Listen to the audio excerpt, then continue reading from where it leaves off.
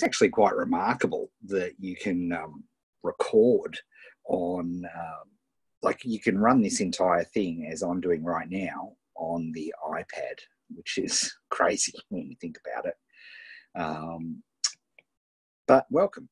And despite all tech challenges I've had, I'd like to welcome you to our first Engage session for the year.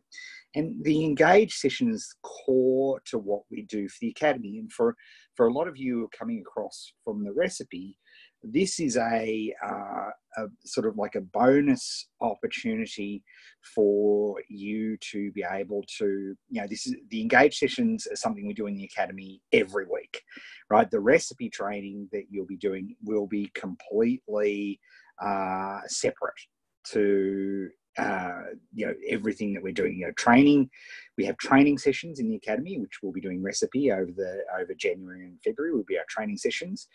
But our Engage sessions have the cornerstone. They are the weekly class. And and the idea is to at least get to one Engage session each week, right? That is absolutely key. And so we want to be able to do that and make sure that you guys come to this Engage session.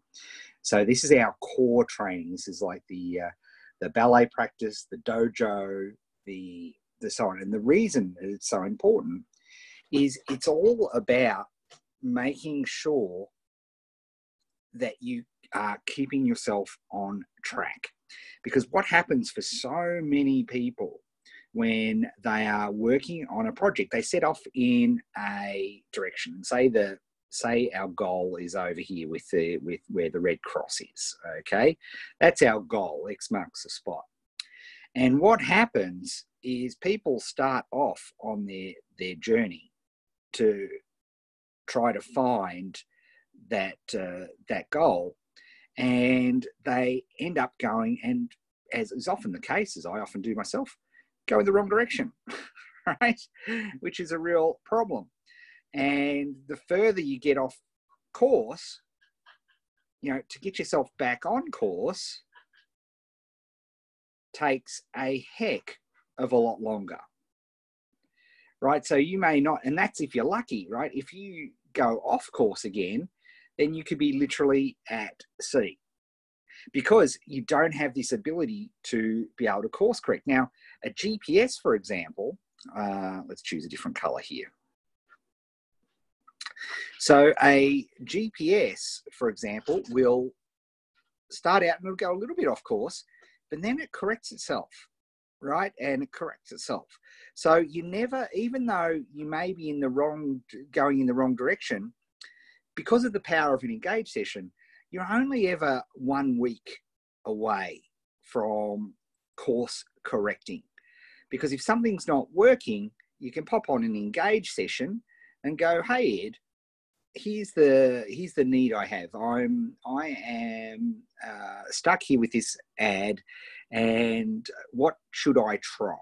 Or what type of thing I'm having a traffic problem. What could I try? And we workshop that.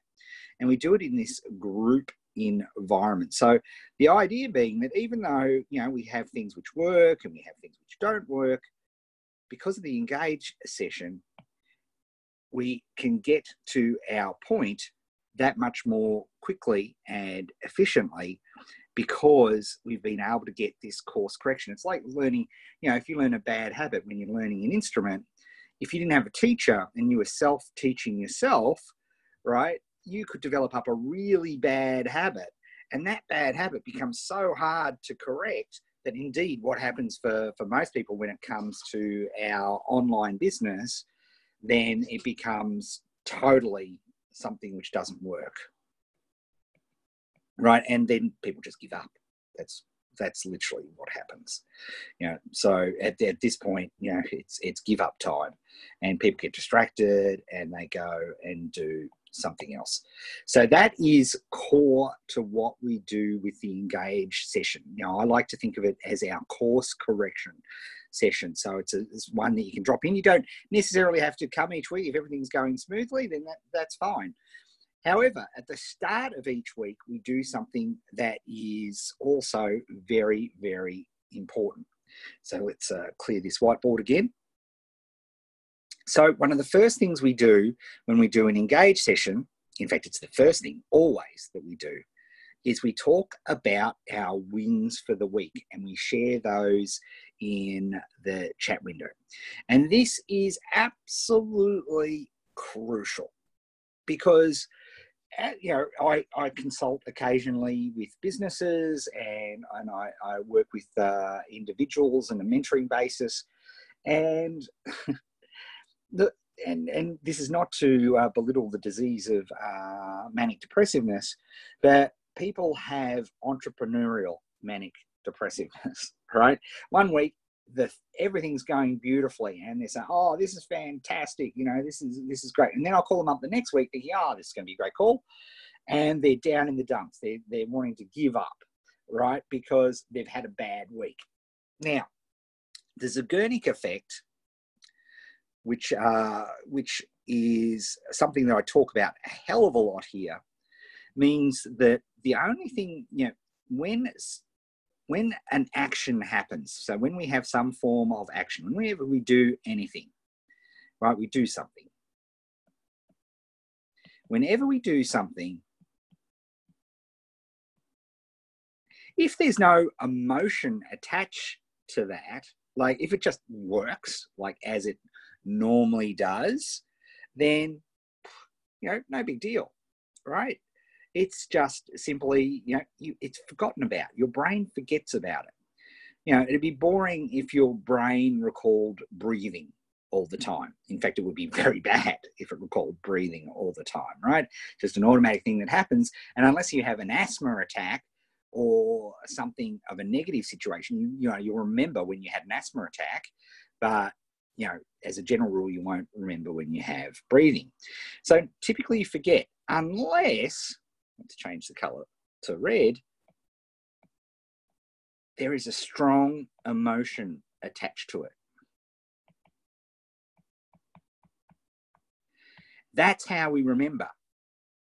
Okay, if there's a strong emotion attached to it, then we remember that. And indeed, given our brains are such good looping machines, we obsess over it, we get into big mental loops about it, and that's all the thing. And what sort of emotions, when something occurs, which is just, think about our business specifically. Let's say you create an opt-in page.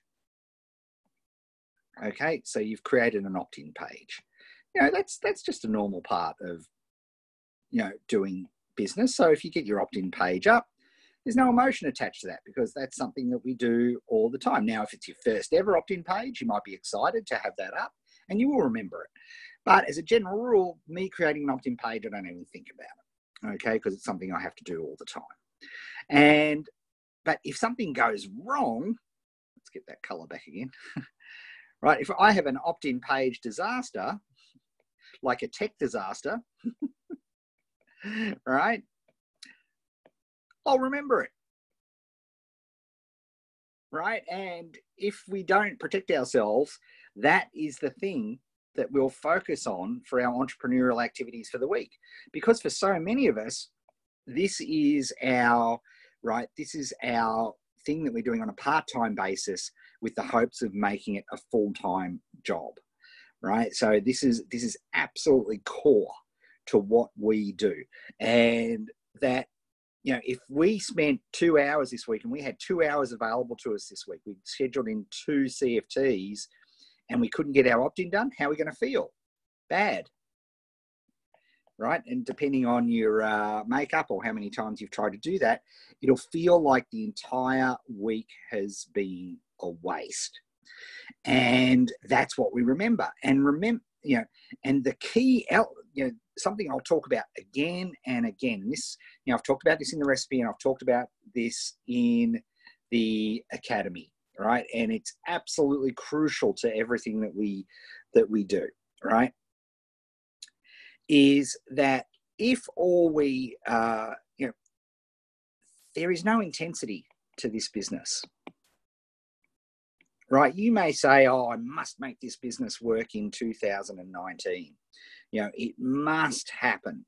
It's a must to implement my recipe and build my business in 2019, right? It's absolutely crucial, right? That's fine until we apply Maslow's good old hierarchy of needs, which we all did in science. The one bit of psychology that we all did, and down here is, food, shelter, all that stuff. Some wags put Wi-Fi down here. I'm pretty sure Maslow didn't put that in there, but that right, all of these sorts of things, your life, your health, right, all those take precedence, and things like your family all take precedence. And yes, I know psychologists, this is not the core Maslow's how he described them. I'm just doing it for the purposes of illustration, right? Nobody cares, and this is very important. Nobody cares if you create your business or not. Nobody cares if you successfully implement your recipe or not, right? It's the reality. You will not die if you don't create your business in 2019. And that's really important for us to acknowledge.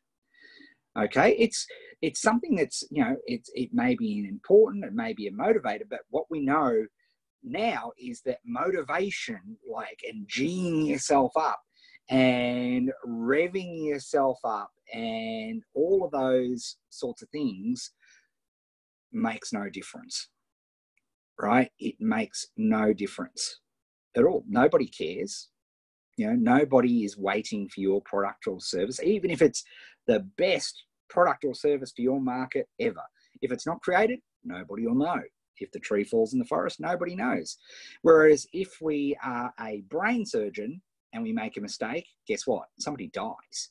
If we're a soldier in the field and we make a mistake, somebody dies, right? If we're an engineer and we stuff up the specifications on a bridge, potentially many people die, right? If we're in Sydney at the Opal Towers and we design the building badly and the building starts to crack and potentially fall, people die, they lose their homes. That's intensity, right? Gary Halbert used to call it as about gun to the head marketing. And if you rely on intensity to build your business, we've already failed, right? Because we know now for an absolutely incontrovertible fact, willpower does not work. It is completely 100% ineffective. It'll work maybe for a short period of time, but if you have to G yourself up with intensity to come to an engaged session, to actually write some content for your opt-in page, if you're constantly having to fight it, then guess what? You're not going to be able to do it. What we have to focus on are the things that we do control. And that all goes to saying that because of the nature and the lack, let's change the color here, the lack of intensity in the business, it's very important on a weekly basis to acknowledge our wins, both big, but even more importantly, I would say, is small. To realize that there are things that we have done that have gone to working with the business. And typically, and these people who I have a mentoring session with, and they're all completely depressed and, I haven't done this, so I'm terrible. These are incredibly successful people. Their businesses are still running. Things have happened in their business during the week, but because of this bad issue, it's the strong emotion that they remember, then guess what, right? It colors their entire week. So by setting in wins, now, who was that who said this about Kanban? Kanban. You're absolutely right, Brad. That's a very good point. That's one of the reasons Kanban works so well, because guess what? Every ticket that is in your done column represents a win.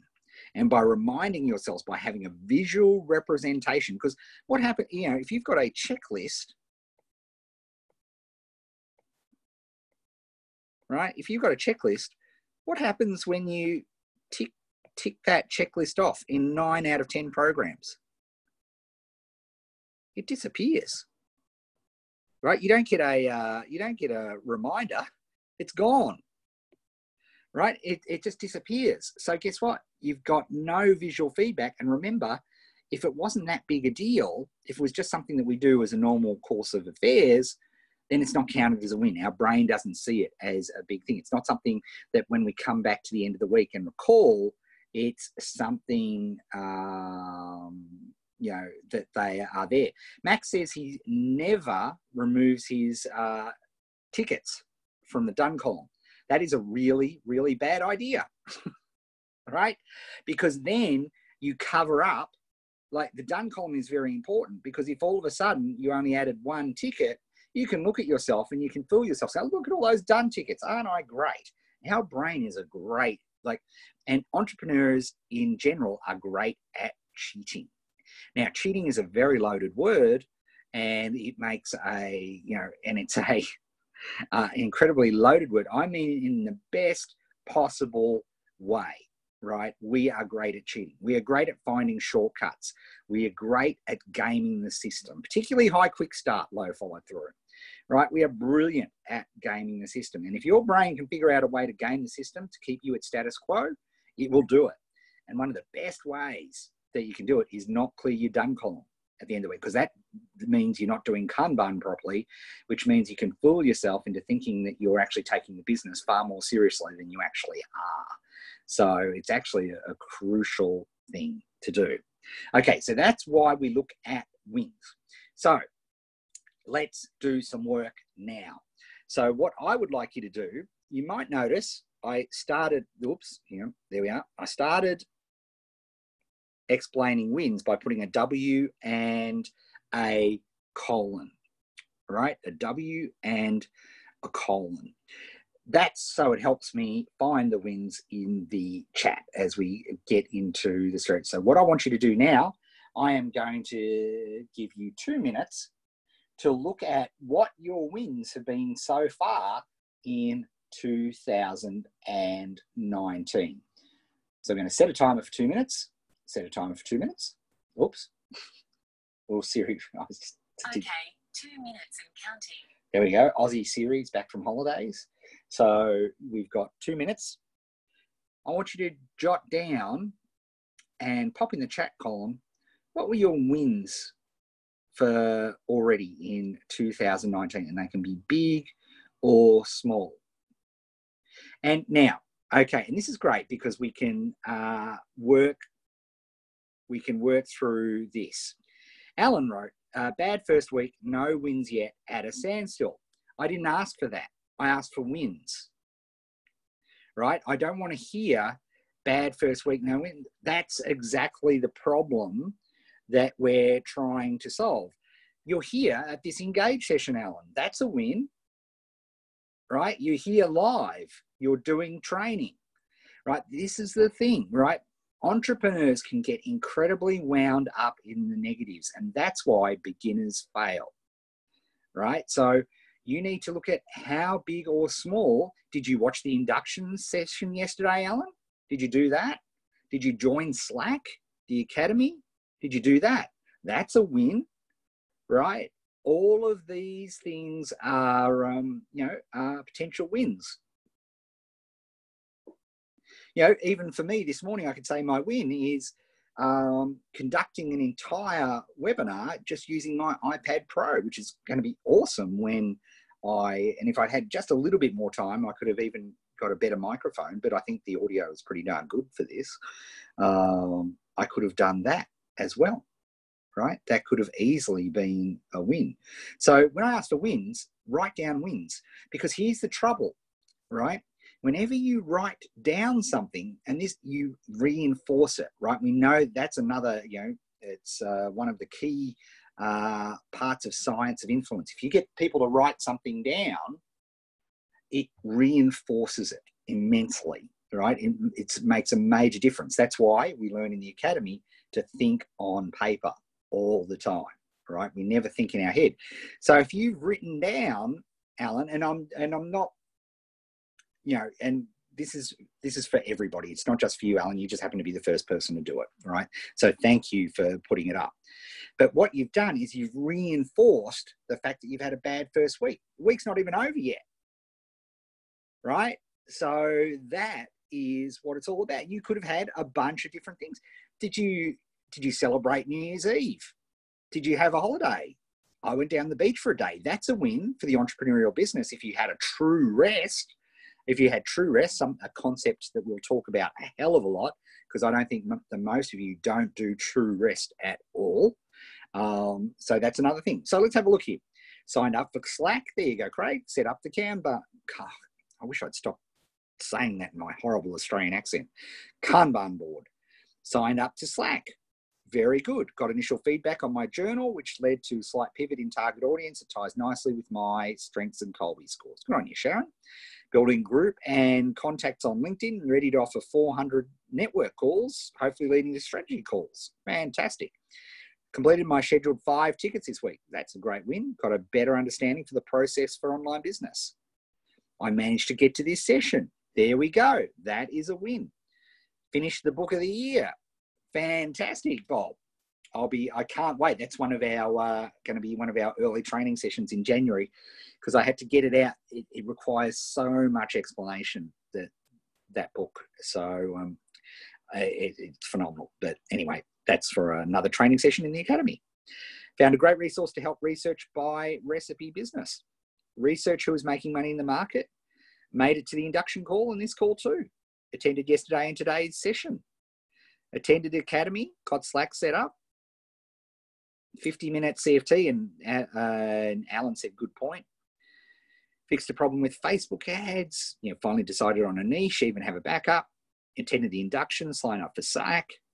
Changed my diet. Fantastic. One of the hugest, as we will talk about again and again in our academy this year, your energy levels, particularly for a non-intensive activity, are absolutely crucial, right? You can find energy when you're going to live or die, right? You will find energy, but your business is not a live or die thing. I'm sorry. So you will procrastinate. You will do other things, right?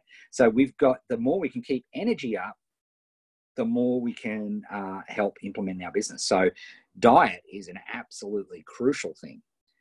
Got clarity on the 90-day goals, finished and submitted the business plan. I have 20 tickets in my done column. Wow, big week. Well done, Deb. Signed up for Slack. Good. I hope everybody signed up for Slack. Can't wait to talk to you all about books of the year too.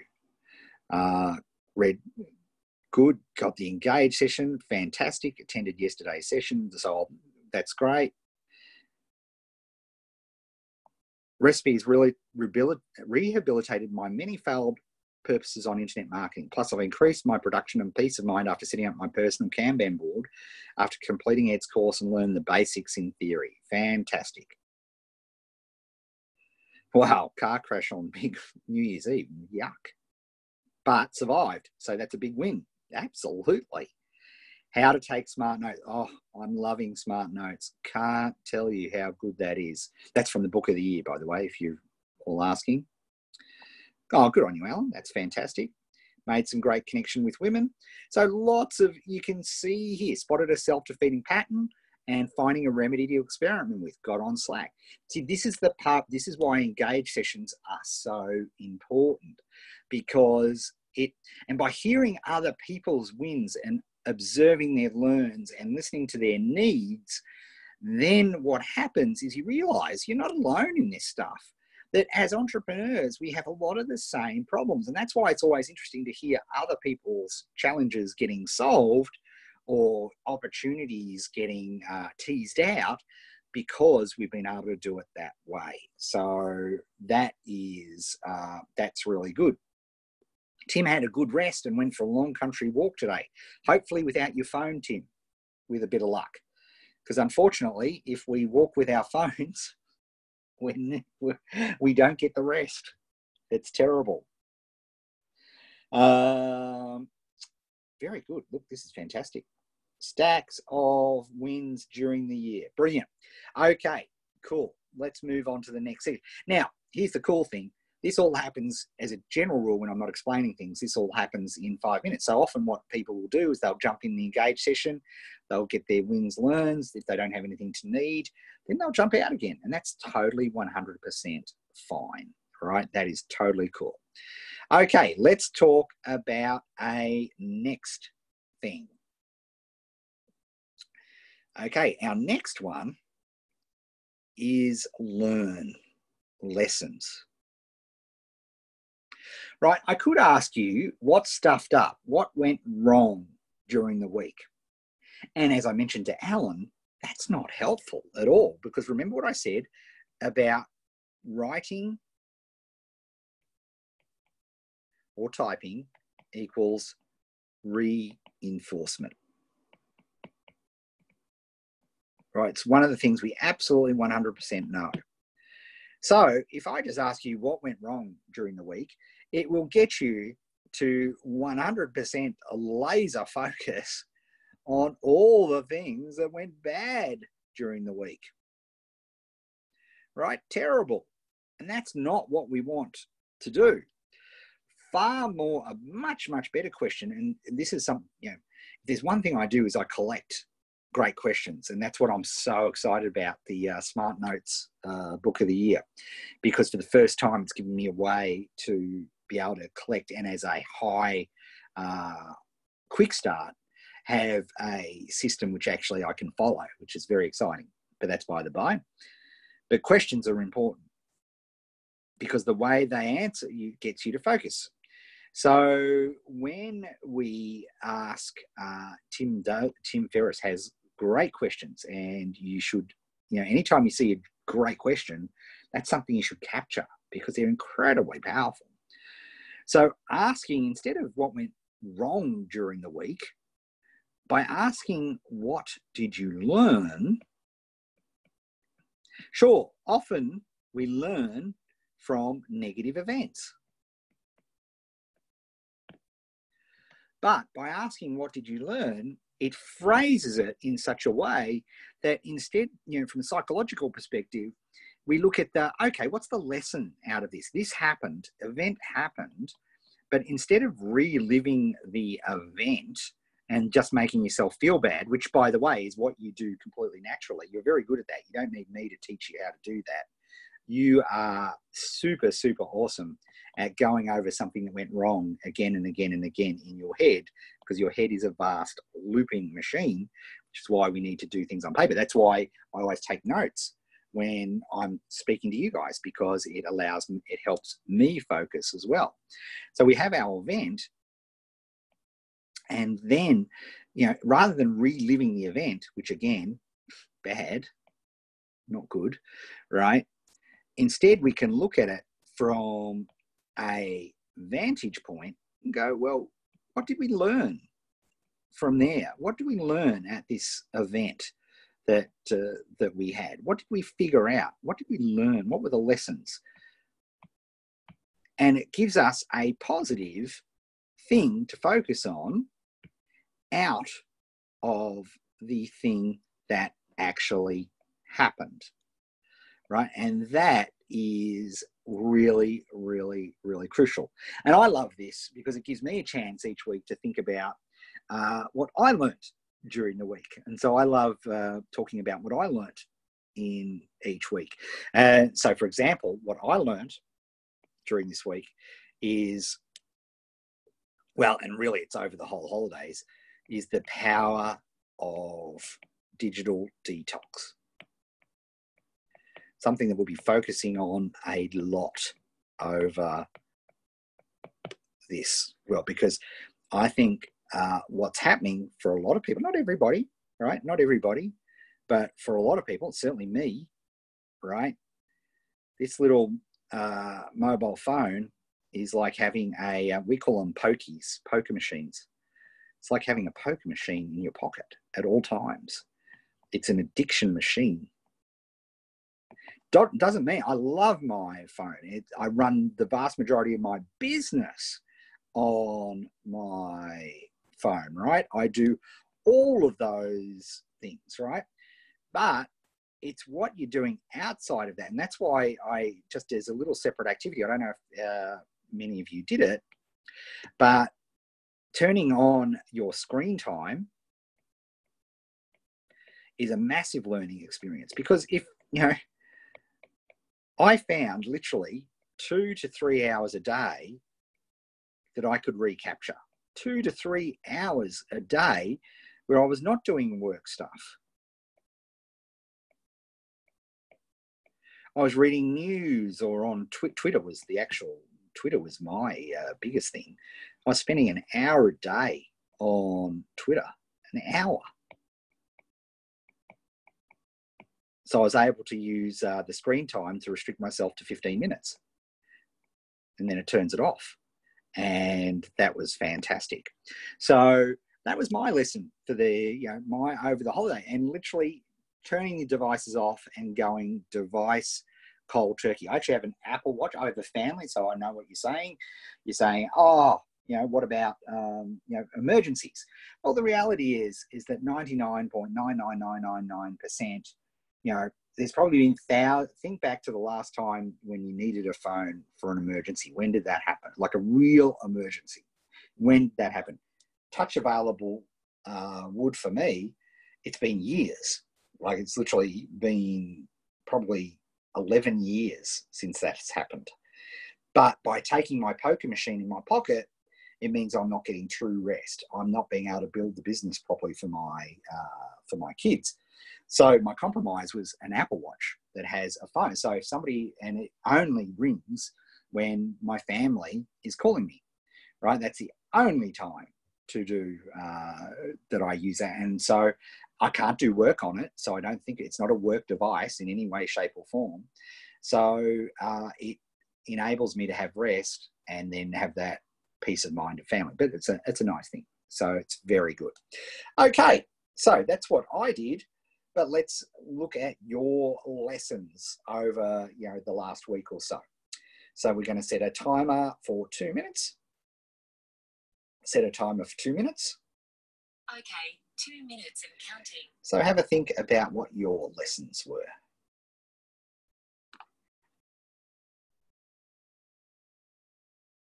And one of the things I should say is, as people are putting in their lessons learned, for me, this is one of the most valuable parts of the entire Engage session, because you might get, if you watch what's going on in the through that chat window as well, and having a look through all of that, you can figure out, there's some just real juice in there as well, which is just fantastic. So that is really great.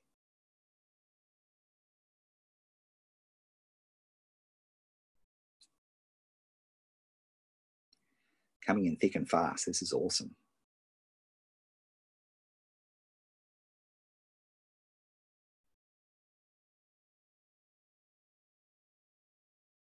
Yeah, you can buy, for Jochen has a great thing here.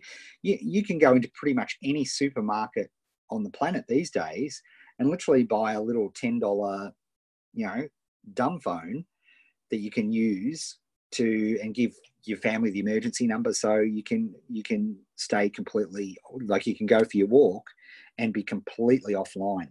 Because what the science tells it, why am I so big about that? One is I've practiced this myself and have seen the advantages. But what the science is, if you can see your phone, right? If you can see any device that you do to work on your academy project, or listen to this very carefully, your work, your 9 to 5 day job, if you have that device with you, or even in the same eyesight range as you will not achieve complete rest. And why is complete rest so important? Because, and here's the bonus, through complete rest, you get astounding, amazing ideas. It allows the much more powerful part of your brain to be able to pop up and process these key ideas. And this is not woo-woo hippie stuff. This is hardcore science. Something that we'll talk about again and again over the course of 2019 here at the Academy. But it is absolutely vital to doing that. And since I read this and started applying this, it makes such a big difference. And so you can see so many great learnings here. Some things are done better person to person than online. So true. When I plan something, write notes to my future self, who will have forgotten that I had in mind originally and may be confused and distracted. Jotting doesn't cut it. Michael will enjoy Smart Notes. You'll enjoy that book. Making a decision, any decision allows me to move. Totally true, Gordon. The science also tells us that tossing a coin will get you a better result than not doing anything. So it totally makes a good idea to do something, take some form of action. There's a whole theory behind that, which we don't have time to get into. Better for me and the animals to get them done early in the morning before the heat. I can do writing or PC time. Yes, I hear you. We're preparing for 115 degrees in weird American thing here today, so it's going to be a warm. Going off keto for holidays makes me sluggish. Great learning lesson. The food you eat makes such a difference for my work day. How much time I spent playing games on my phone. Yeah, so put a limiter on them. Give yourself.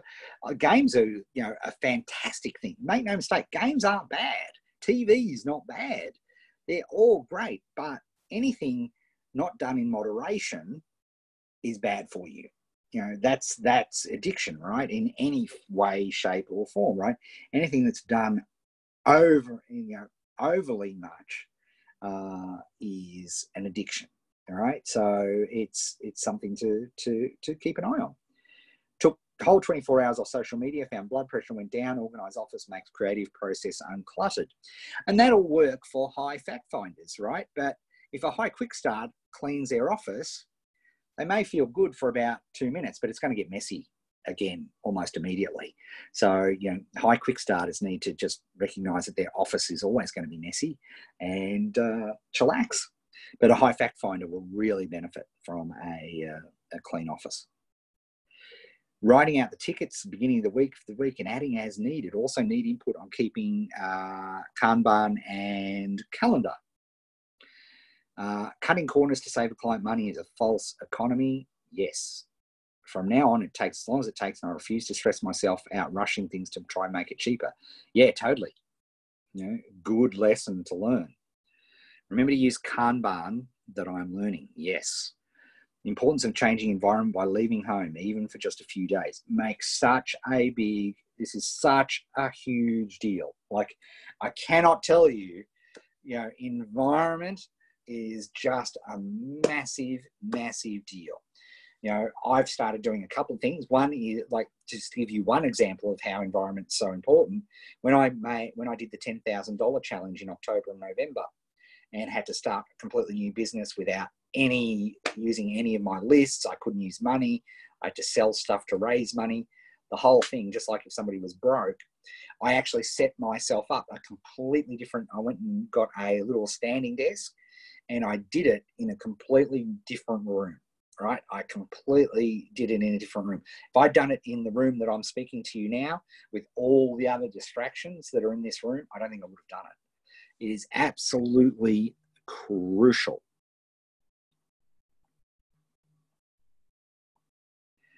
I need more sleep. Yeah, if you're not getting 8 hours, you're in trouble. Go to bed earlier.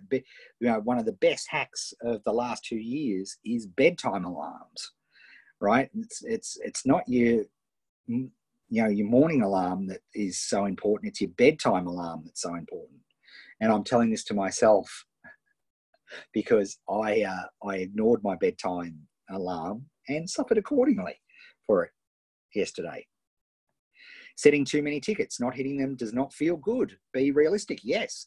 Our rule of thumb in Kanban is whatever the amount of tickets that you predicted, and if you did a miss, you should at the very minimum halve the amount of tickets for the next week, so you get that expectation. And I hope you're reading through all of these as you hear online. There's just great wisdom and all of things using Reddit, review mining, survey creation, the value proposition canvas, landing pages, power of 9 to 5 detox. That's why going to family for Christmas is restful. I can't see all my housework because I'm not in my house. That is absolutely true, Miriam. It's 100% true. Why do people tend to relax so much over Christmas, particularly if you go to somebody else's house? Because you literally cannot see any of your work stuff. You cannot see any of your obligations that you need to do. So you do truly relax, right? So it's a great thing.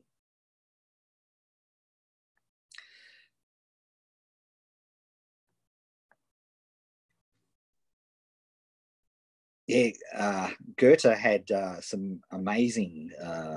He was well ahead of his time, the old Goethe. That is for sure. All right, great. Okay. Now, like I said, normally this would take 10 minutes, right? This part of the engage session. But because I want to explain the whole process and so you understand the value of it, it's effectively taken us almost 50 minutes here, which is fine, totally fine. This is why I called it a mega engage session.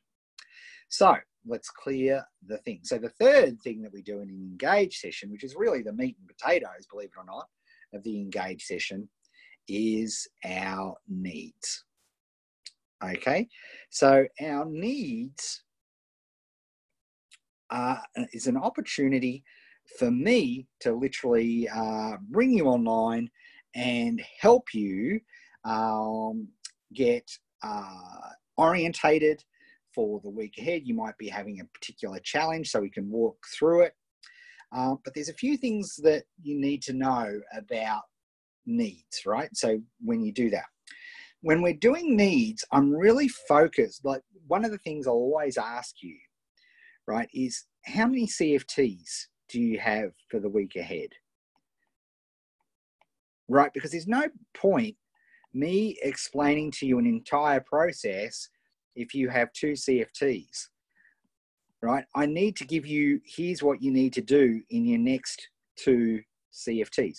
And just in case there's somebody who's not aware of what a CFT is, it's a CFT is a period of time. It's a 50-minute period of time that we allow ourselves to work. It's a very, very important part of the Kanban process, and it allows us to chunk out specific periods of time for us to work on our business.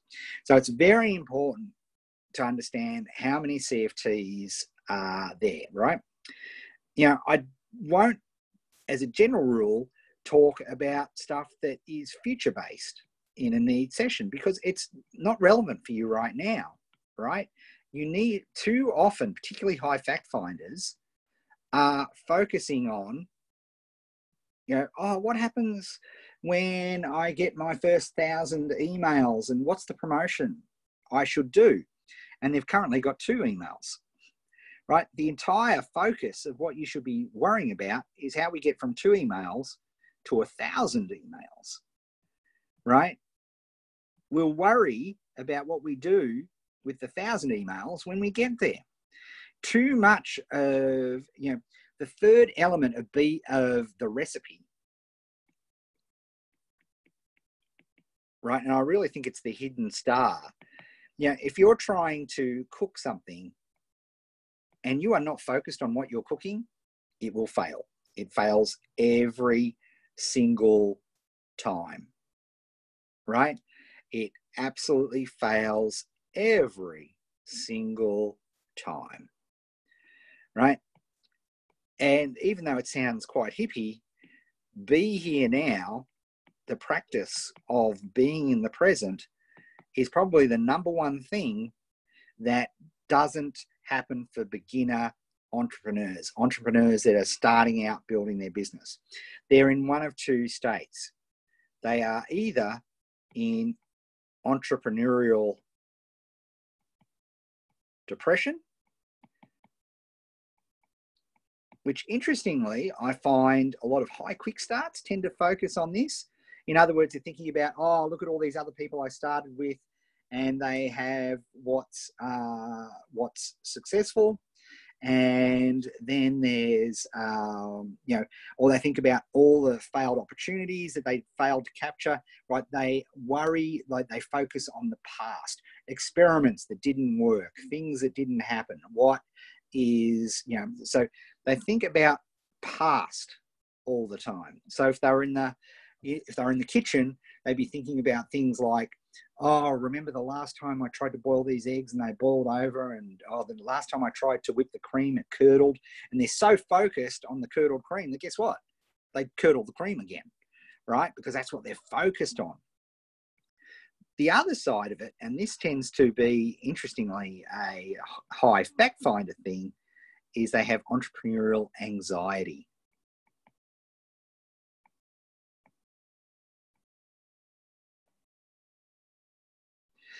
Right? They have entrepreneurial anxiety, right? So they are worried about what could happen. What happens if this fails? I'm not certain enough. What happens? I'm not sure if this will work, right? I don't know if this thing will happen. I don't know if this, all of these things will, what happens if this happens, or what happens if this happens? They're spending their time in the future constantly worried about what will happen, to the point where they don't do anything.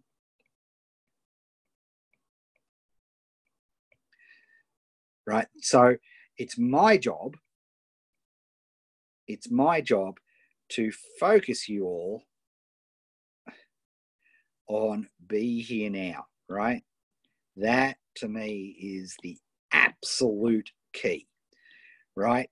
So I'm not going to talk about things that are coming down the track, right? I'm going to focus you in on what are the actions that you need to do over the next, however many CFTs you have for the week, right? Now we're doing an Engage session on a Friday. Typically Engage sessions happen early in the week, as they will next week, because we had New Year's and all that sort of stuff this week. But typically they happen early in the week. So one of the great things about that is that it means that it orientates you nice and early, so that you can focus on those things, so we can make progress, so we can set expectations correctly, and do all those sorts of things.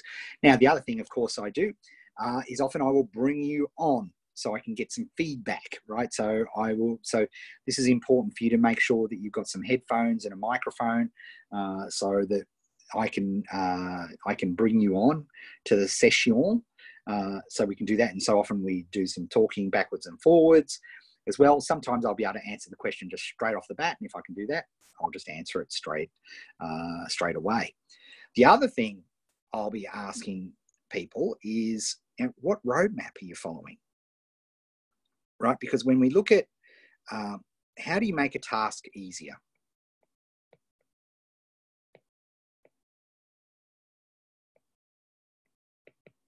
There's only three ways, right? Environment, there's that word.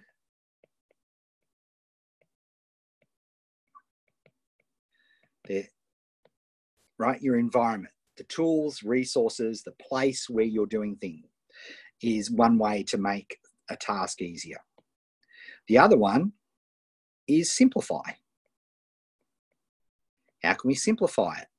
And too many times people are getting way too complex, mainly because they're not practicing be here now, right? They're too obsessed about what's the next step, what's the next thing that happens. We know what the end destination is, right?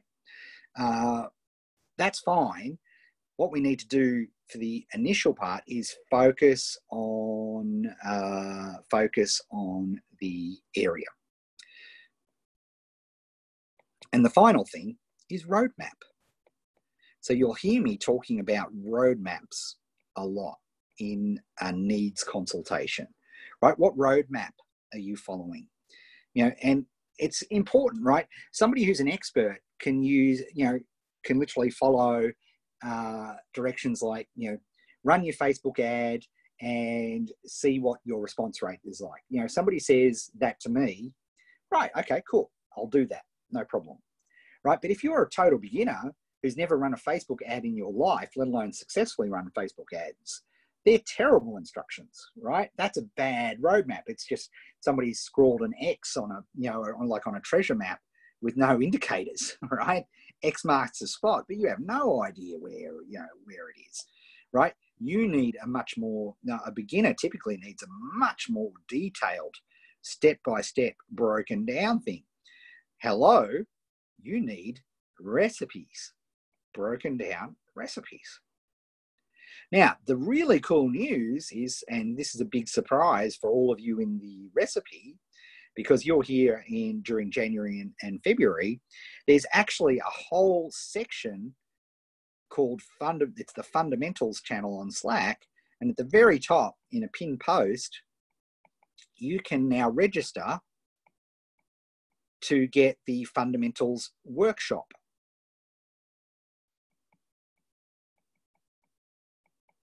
Which has a bunch of roadmaps. But here's the deal. Don't go and do that unless you need to, because you've already got too much stuff. Remember, simplify. A lot of my job is to simplify and get all the stuff out of the way and say, here's what you need to do. You just need to focus on this. All right, so that's a key thing. All right, so let's do some needs analysis. And, if you don't have anything in particular, that's fine. You can listen along. I'm here for the duration, so I'm happy to help as many people as I can. So that is totally fine, and we'll just do that session. And if you're watching the replay of this, you can now know that it's sort of a bit of your call as to whether you stick on or not, because I've explained everything.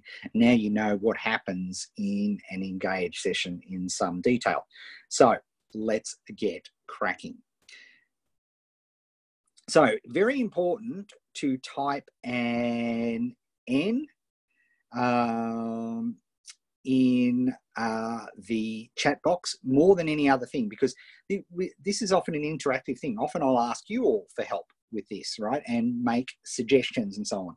So it's very important for people to do ends.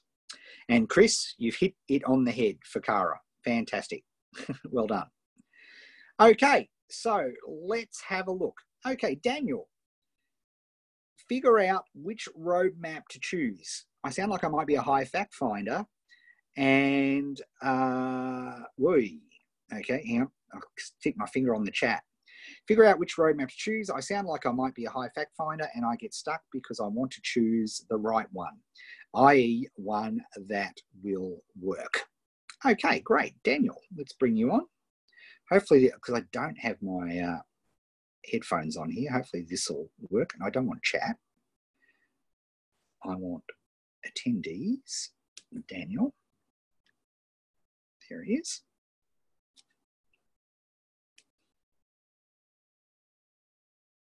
Good morning. Can you hear me? Hear you beautifully, Daniel. Excellent. Hey, how you coming going? Through loud and clear. Great. Fantastic. Let's have a thing. Okay, so let's start you off with your key foundational questions. How many CFTs have you scheduled to do for the week? Now, by that, do you mean how many blocks do I have available, or how many that do I is actually exactly have? What I mean, Daniel. Spot right. on, 100%. Right. I don't know. So that would be a job for me to do. So there you go. That's very hard for you to understand what you're capable of doing and what type of roadmap you can pick if you don't know how much time you have available. Fair enough. Doesn't that make sense? It does, absolutely. Yes. Yeah. So so the first, so have you looked at the Kanban stuff at all? Where do I find that? You can get a link to, actually, do I have a link to it can somebody in the chat just, it's your first dollar. I'll tell you what it is. It's your first dollar. Mm-hmm. Yep.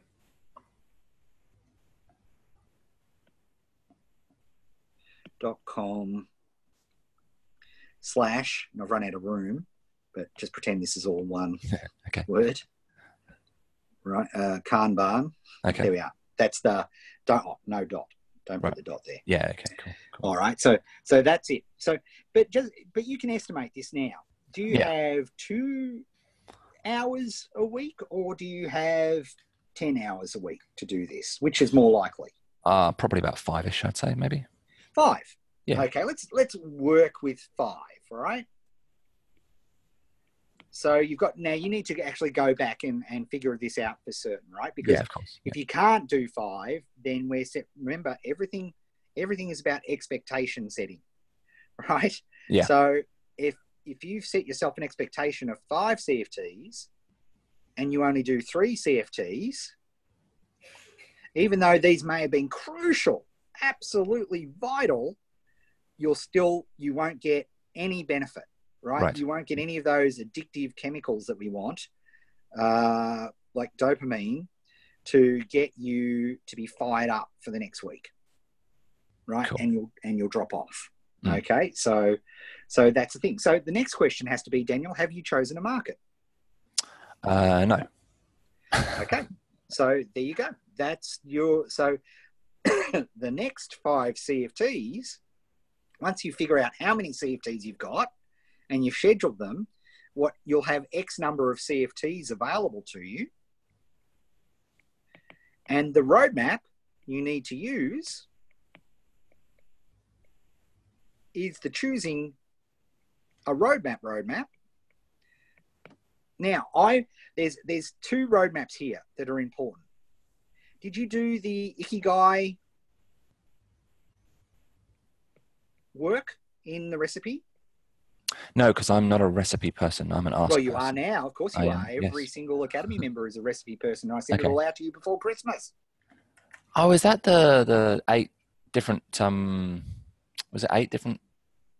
Yes, it was. It was, so yes. The first thing... The first thing I would do is the Ikigai exercise. Okay, right. I think that's it. And that will do, right? That's you sorted. Okay, cool. The next couple of days. All right. Right, so you've got that. And by the way, I don't know if I'll finish it this afternoon, but by next week, all of the recipe lessons, this goes for everybody, will actually be in its own recipe channel. The channel exists, but I'll put in a post at the top, which will have a link to all the different lessons.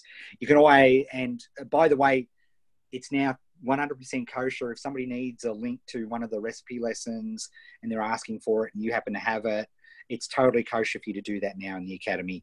100% fine, because everybody's got access to it now. So that is totally good. All right, Daniel, thanks for playing. Thank you. Just before you go, well, not before you go, but before I go, I bought the Ask program and I've not gotten to it. So when do I fit that in? Does that come later? After all this, you have no time right now you haven't even chosen the market yet, mate. True. But is that part of the Ask process? Because there's a choose thing, isn't there? Sorry, mate, not talking about it. Oh, good. No worries. That's fine. That's cool. Okay. It's just, that's way down the track. Choose a market first, and then let's talk about what the next step is after that. And more importantly, go to your squad mates and say, hey, I've got my market. Mm-hmm. Which roadmap am I choosing? Hint, nudge, nudge, nudge, recipe. But that's right. Why even ask that question? Why even think about that? You're using valuable chemicals in your brain to think about something that's down the track. And that's what I keep doing that makes me stuck. Yeah, okay, I get you. This is it. Be here now. All right, mate, cool. Good stuff. Right. There we go. We've axed him with love. Roadmaps. Roadmaps are plans, are steps, right? They are paths, and why don't we call them a plan? Why don't we call them a step? Why don't we call them a blueprint, right? Because you can do two types of roadmaps, right? You can have step-by-step GPS directions, but if I know Melbourne, right, and somebody says, oh, to get to Dandenong, you just need to jump on the M1 and head to Dandenong, I get it, right? I have 100% noticed, right? So this is the thing.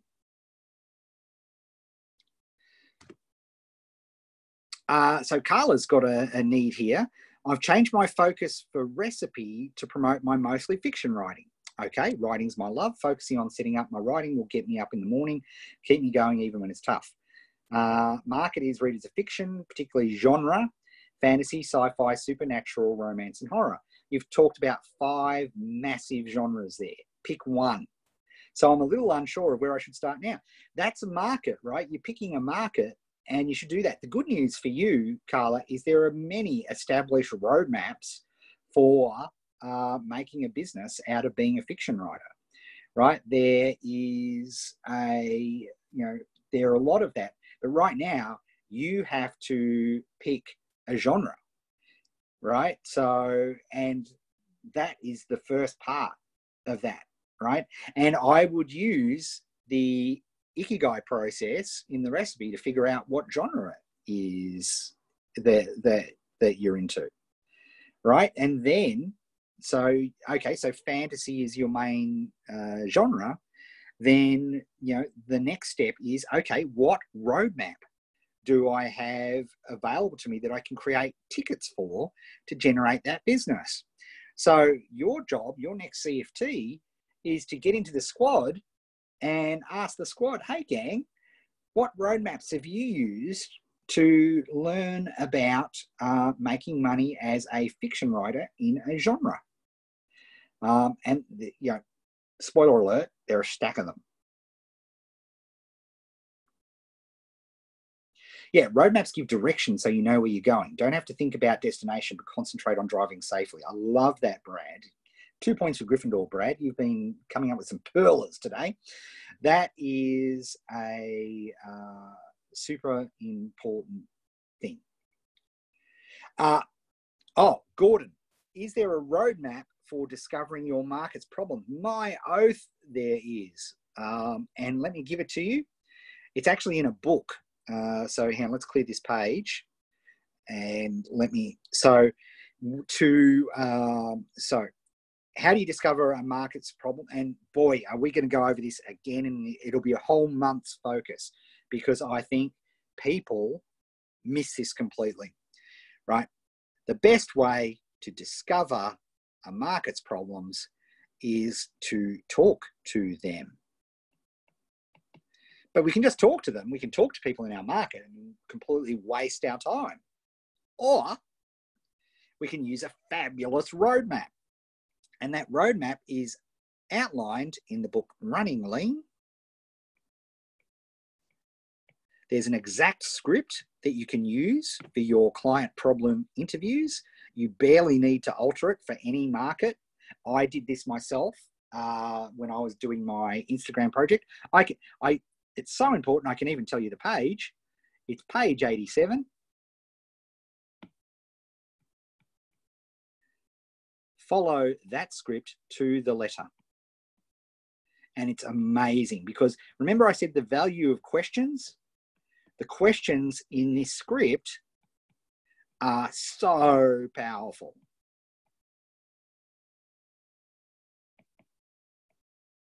So powerful. And that will be the best way to identifying this. And as I mentioned, Gordon, if I didn't do that, if I didn't use this process, I wouldn't have made my $10,000 in 30 days from scratch, because the number one problem which enabled me to make that money, I didn't even have in my top 3. Didn't even have it. Right? Because I'm not my market. Yet every single person I interviewed, and you only have to interview, 5 to 7 people. They talk about more. They talk about 10 to 12. There's a lot of science and study, particularly Google actually has done a lot of research on this, that 5 to 7 interviews, the law of diminishing returns plummets after 7 interviews. And it starts to go off the boil in 5. So the amount of information you gather after that, as long as, make sure the market's the right market, make sure you're talking to them, that right there, running lean is 100% the way to find that.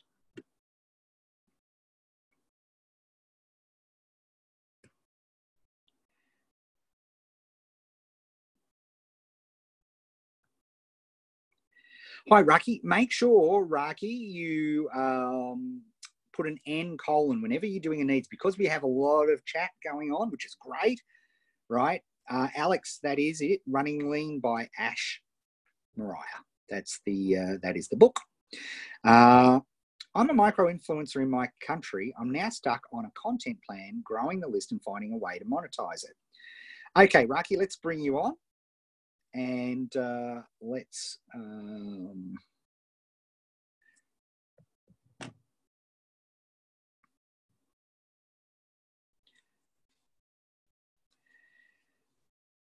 Hi, can you hear me? Hey, Raki, how you going? I'm good. How are you? Very good, thanks, mate. Let's clear some screen here.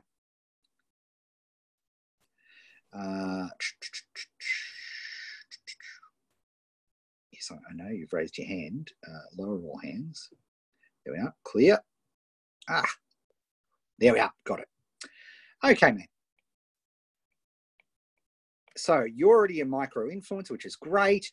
And you have, so it's about what you're doing. But the things that you listed there are 3 completely different things. So the first thing I've got to identify is where you have a customer factory of some description. And I have to figure out where the waste in your customer factory is. Okay? Right. And then we can focus on what you need to focus on the next week. Right. Right? So, first of all, do you have a product? How do you make money in this market? Yeah, the only way I see it is. Sorry, let me qualify maybe my Australian accent. Yeah. Do you have an existing product or service? Not existing, no. Great. Okay, so you're not making money in this market yet. You've got some influence, but you're not making money. Correct. Great. Cool. No problem. Right. So our customer factory doesn't have a product. Pretty big issue. But it's over here on the right. And when we're analyzing things, we go from right to left. Okay. So we go back. Okay. So we don't have a product. So we don't have a conversion process yet because we don't have a product, right? You don't have a sales letter or anything like that. Correct. Right. Okay. Cool. No problem. It's good. It's narrowing down where we need to focus. Great. Do we have some sort of list building mechanism? We do. Great. So you have an existing list? I have existing list. I already built it like a few days ago using a messenger chatbot. So I have almost 1,000 and it's growing on a daily basis. Fantastic. Great. So the way you're collecting these emails, and I'm sorry because I've run out of room again. So you're using a messenger process to collect these emails. That's correct. And when I say emails, I should say it's Facebook message, like it's messenger contacts. I request both. So they are subscriber on the chatbot, but then I ask them for their email I'm building 2 like. Great. So how big's the email list compared to the messenger list? It's the same actually, because when they obtain by email. Yes. Fantastic. That is great. Okay, good. So, okay, just before I do anything else, where do you think your focus should, and how long did it take? Sorry, let me ask you one more final question. Yeah. How long did it take you to build this list of 1,000 people? Just few days with organic traffic for. How many days? How many? 2, 7, 10, 20, 30? No, 2 days. 2 days. 2 You days. Yeah. built an email list in 2 days. Yeah, I mean, I just posted the messenger bot on my bio on Instagram. I have few followers. They just joined straight away. I told them I'm going to have live. I don't know if you can see the chat channel right now, but people would give an appendage to have that sort of list gathering capabilities. So you don't have a problem there. Where do you have a problem? I have a problem of, I don't know what, I mean, okay, I have the list. I've never been like someone I'm influencer because I'm friend of influencers in internet marketing in my country. So obviously I had some speech. I did some speech about apps, about e-com in my country. Just the problem what's the problem? I don't know what kind of content should I produce on a weekly, daily, or should I do live? Should I do videos on YouTube? I don't know what to. Well, I would argue that that's getting ahead of yourself, because the first and most important thing to know in any market are what are the problems in that market. Yeah. And the good news is you've got a list of people that are right there that you can check with. Yes, and to tell you something, I just sent them a message like 2 days ago, telling them what problem do you have and what do you want to talk about, and I received already thousands of answers telling me exactly what they want to talk: productivity, e-commerce in this country, apps. Okay. Do you remember when I was answering Gordon's question just before? What did I tell him? I forgot. That's all right.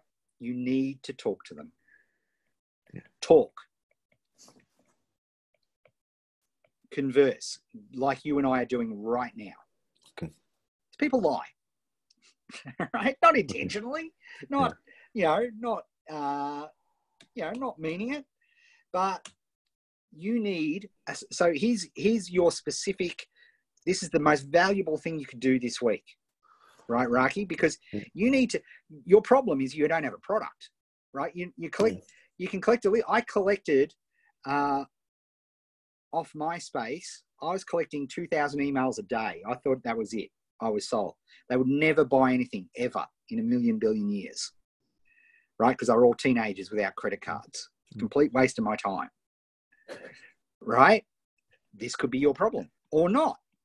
So you need to talk, because if they won't talk to you, you've already done one great thing, right? Which is send them an email and you've got lots of responses, right? That's great. That tells me that there's a pulse in the marketplace, right? Would you say of the 1,000 emails, how many responses did you get to that question? I got at least 500. 50% response? 50%, yes. Okay. All right, good. So let's have a look. So you need to go and get Running Lean. It's available on Kindle as an ebook. Go to page 87 and implement that process. Okay. Right? Because you need to define what your customers' problems are. Because then from that, what are we going to learn from that? We're going to learn exactly what type of content they're after, because they want their problem solved. Right? Do people slow down for car accidents? Always. They rarely slow down for a beautiful sunset. Right? So the first thing, and now this is not the case for all markets, but for most markets, if you can help them with their problems, right, then you are 9/10 of the way there. Right. So that will tell you then, because here's the thing, your market is you're already, you gathered this email list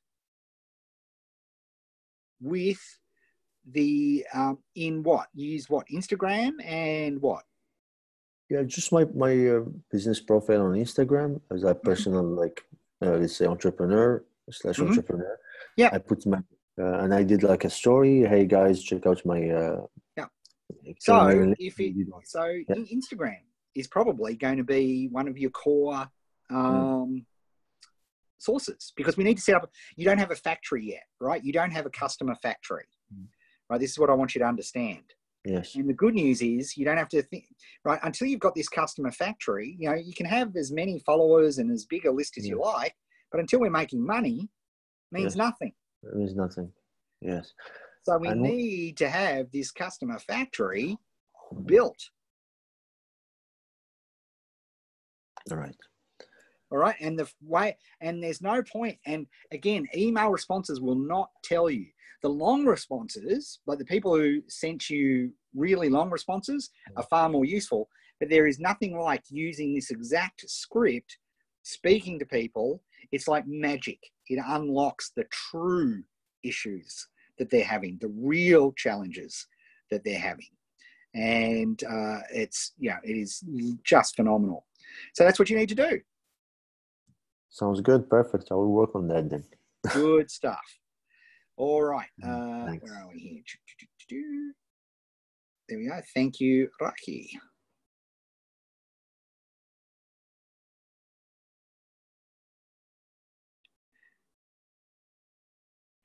Okay, Steve asks an interesting question. I like this question because it's the whole experts versus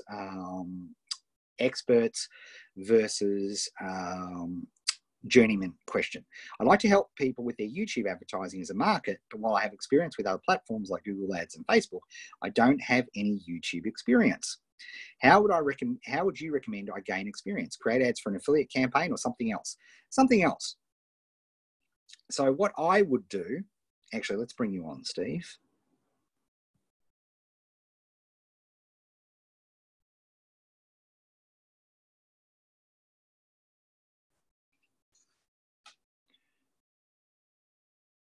Hello.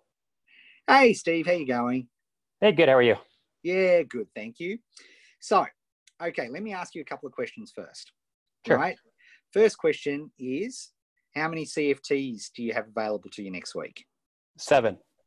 7. Fantastic. Great. Okay. Now, if we were looking at that 7, right now, you know your market, right? You know what you want to do, which is fantastic. So you know that.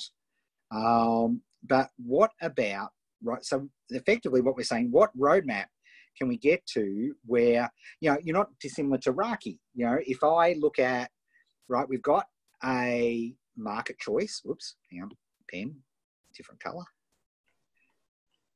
Right, so we've got our market, YouTube ads.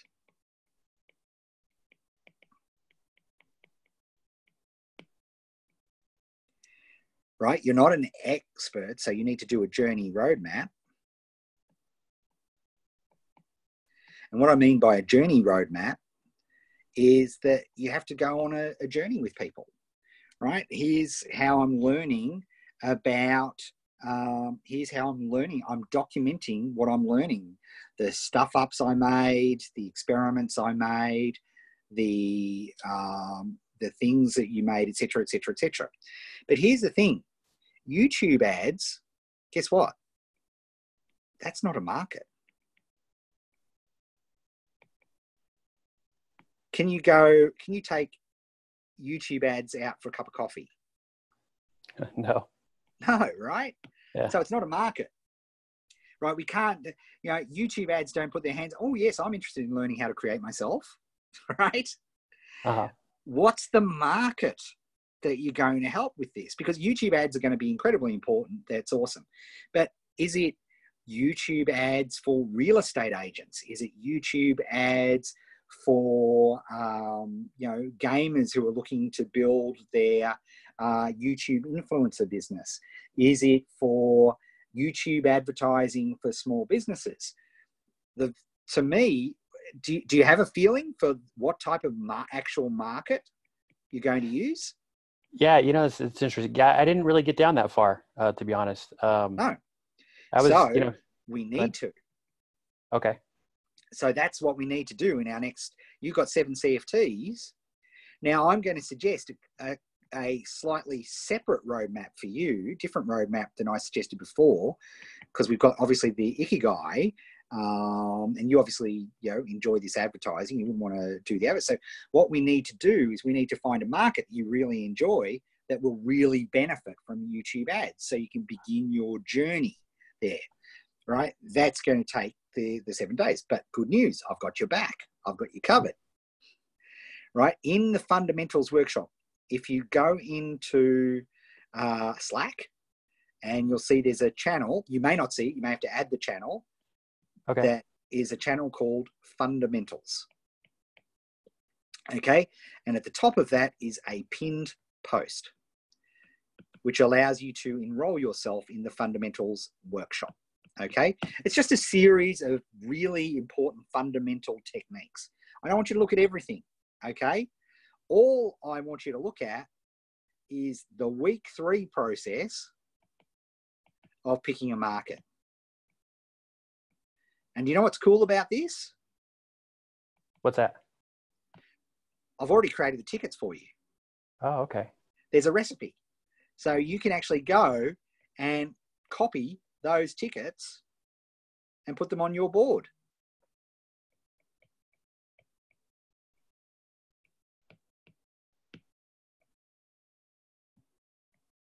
How does that sound? Sounds fantastic. Right, so that's your next 7 days, because and then once we figured out what market that is, then we can start to think about how does YouTube work with this market? Who's doing stuff that's interesting in YouTube?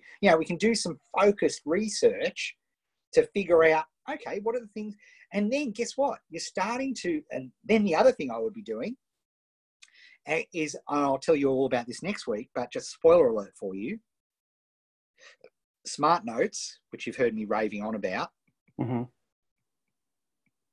because you want to start building up because people say I'm not an expert. Why is that such a problem? Why don't I don't even blink when some people say, why would you want to do something in YouTube ads? You've never done them before. Why would you want to do that? Because you're interested in it. You really enjoy it. And I think that's a really important part of this process. Right? And what we need to do is we need to find a market that you also enjoy. Right? Okay. Right. Because if we don't have that Venn diagram that can benefit from YouTube and can benefit from market you enjoy / interested / curious, right?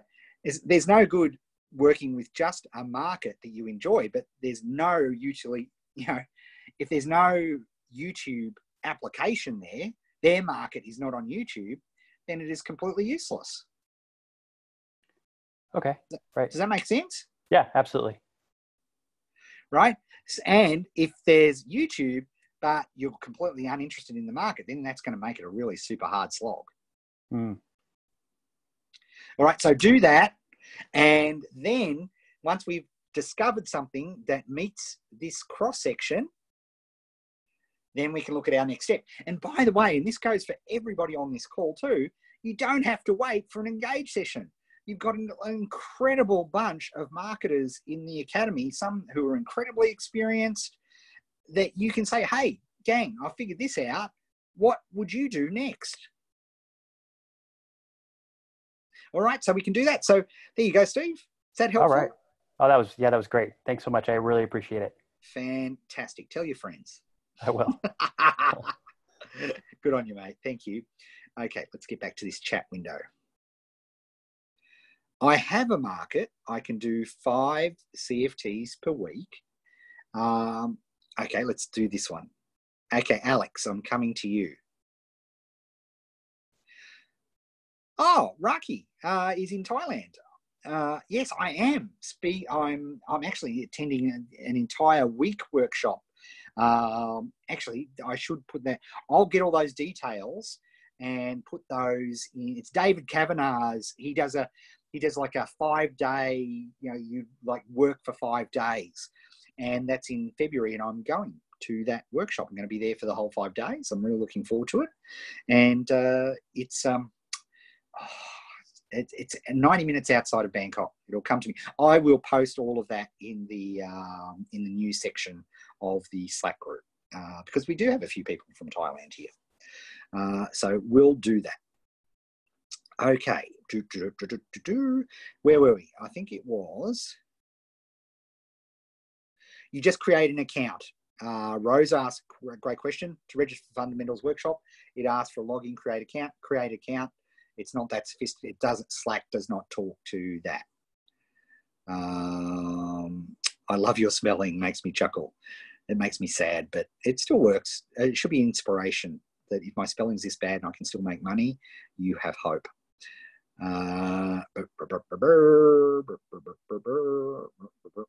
Val says, how do I know page 87 on my Kindle app? You go to your Kindle app settings and tell it to use real page numbers. Oh, and somebody also said it's chapter 7. So there you go. 2 ways.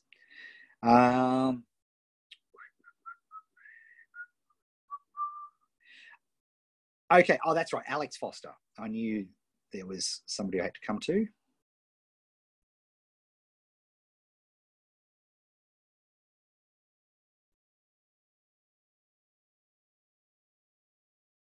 Hello. Hey, Alex. How you going? Good, you? Very good. Thanks, mate. All right. So you're in the situation where you have, you have 5 CFTs available and you have your market chosen. Yes. Great. Now you're from the recipe, right? Yes, that's right. Cool. So we actually talked about this in the recipe. The next important part of this process is, will the market talk to me? Right? Because if the market won't talk to you, they certainly won't buy from you. Now, good news. As part of your Academy membership, I don't know if you've heard this before, but there is a thing called the Fundamentals Workshop. Okay. Okay, and my favorite way of initially, the fastest way I think there is to see if a market will talk to me is a process which was created by the great Dean Jackson called the Winter Haven Method. And guess what? There's an entire roadmap on the Winter Haven Method in the Fundamentals Workshop. Oh, brilliant. Right? So what I would do is, and again, you can ignore all the other lessons in the Fundamentals Workshop. You don't have to worry about that right now. Right. Let me ask you one question though. Have you done any sort of Facebook advertising before? No.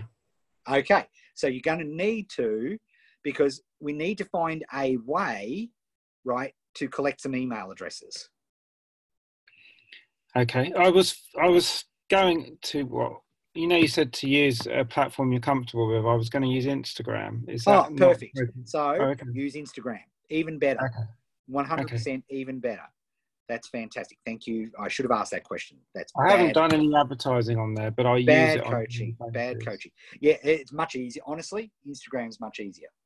Okay. Right. So even though I've never advertised on it, it's okay to use It's actually super easy because and it's easy for me to say that, and I should be very careful when I say super easy, because can you post on Instagram? Yes. Then advertising is sort of one little step further, right? Then, because basically your first ads on Instagram can be posts. Right. All right. So, but we need to go. So we can't look at the Winter Haven method yet. I don't want you to look at the Winter Haven method yet. Okay. Because our first step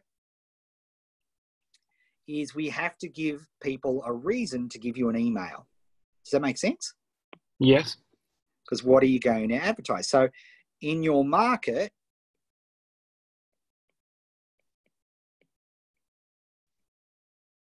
what's the number one problem your market has? Different, not being able to light a fire. My market is fire lighting tips. Fantastic. So could you do like a one page, or you may already have something. Can you do like either like a YouTube vid that you could send people to, or a, you know, one page firelighting guide, just something that you could give away as a piece of value? Well, just because obviously there's multiple ways, so just do one way. Just one. Just one's fine. Or you could say, if you've already, let's say you've got 5 YouTube videos on the 5 best ways to start a fire with no tools. Yeah. All we're looking for is something that we can give people, right? We call these things sage documents. We want a quick, simple little thing that people will get, right? So they can get value. Does that make sense? Yeah. Because if you don't give value, why would they give you their email address? Hi, give me your email address. What for? No reason. Doesn't make sense, right? Right. So, but we want to do this as fast as possible. So which of these is easy for you to do? Well, either probably PDF or a YouTube, a quick video doing one method. Have you done videos before? Not really. No, the answer is no. Unless I heard a hell yes, the answer's no. Forget YouTube. Off the table. I reckon you're a high fact finder. I've done PDF. Perfect. Of course you have, because you're a high fact finder. Do a PDF. We want to do what's easy. Remember Ikigai, right? Let's not stress ourselves. Let's do easy stuff, because we want to make money as fast as humanly possible. So let's create a little PDF, a simple PDF. And by the way, in the fundamentals workshop, I don't want you to go to the Winter Haven method. First off, I want you to go to the Sage method. That's the first one I want you to look at. And that will take you 5 CFTs, and you'll be in the perfect position to be able to then start collecting emails. Right. Now, normally, you could often buy stuff, so you don't even have to create it.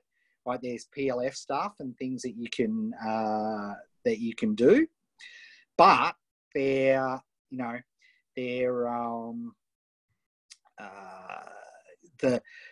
think fire starting, that may be a bit.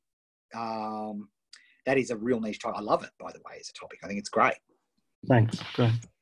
All right. So you know what? So what do you need? What are you going to do? I'm going to create a PDF of one simple way of lighting a fire with pictures in, presumably. And I'm going to make 5 CFTs to do that. Is that right? Correct. But I'm also going to look at the fundamental Sage method before I start. That's it. That's the first step, because guess what? I've made tickets for you already. Right. Brilliant. That's good. So look at the fundamental Sage method. Yeah. Break that down into CFTs to create a PDF, and that's my first step. That is exactly right. Brilliant. And again, just for everybody watching there, I hope you saw what I did. I started off, because I didn't ask a good question, which is why I said bad coaching, right? If I'd sent Alex to the Winter Haven method, right, he would have been flustered and overwhelmed, because that's one step further than where he needs to be right now.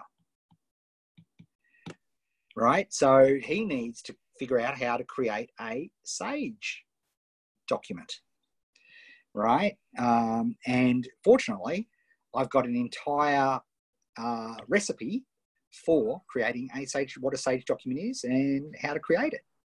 But you should only ever look at that. See, here's all you high fact finders are already going, ooh, what's a Sage document? Ooh, what's this? What's that? Ooh, more courses. Wow, heroin courses, more online courses. I can learn more stuff and avoid actually making money. Fantastic, Ed. This is great. Right? Sorry, mate, I've got you. But that's right. This is, stop it. Be here now. Right? All Alex has to worry about is creating that PDF. Once he's got that PDF, we can move on to the next. And it's going to take him 5 CFTs to create a good PDF. And if it takes him a shorter amount of time, awesome. Even better. Right? We can move on to the next thing. And you don't have to wait for the next engage section, Alex. You can say, hey, I need a good roadmap for an absolute beginner who's never advertised on Instagram before. Squad, where would I go? Guess what? There's an Instagram channel in the squad. Actually, there's not. I've got to add that. But there will be an Instagram channel. Yeah. And you can ask it there. That's brilliant. No, I really appreciate it. Brilliant. Thank you very much. No problemo.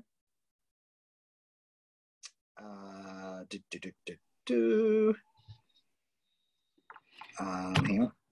How can I let Alex go here? There we are. All right. Last call for needs, right? If I haven't got you, or I haven't hit your thing, please type an N and a colon and put it in now, because I'm going, Sharon, I see you there. So I am so loving the simplicity of this. Exactly, right? We make things way too hard. Okay, Sharon, speak now or forever hold your peace, because we're really stretching the friendship for people, and it's getting quite late in certain parts of the world. Okay, so let's have a look. Let's get Sharon on.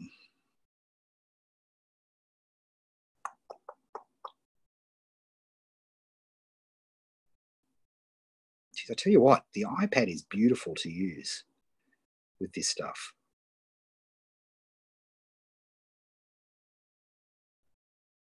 Hello. Hey, Sharon, how you going? Good. How are you? Excellent. So now let me bring back your chat. I'm torn between taking the time to have beta testers try a proof copy of my journal for a week and just publishing. A sort of partial description of how to do this on another journal publisher's blog. How do I decide if I should spend the time, money to do this or not? Okay, great question. Let's clear this board. Okay, so Sharon Sharon is a veteran of the Academy. So she's well and truly had a market. She's got her particular product. And she's asking now, should I run a beta test and get people to run, a beta test? And should she get people to run through it? Or should she just go straight into production?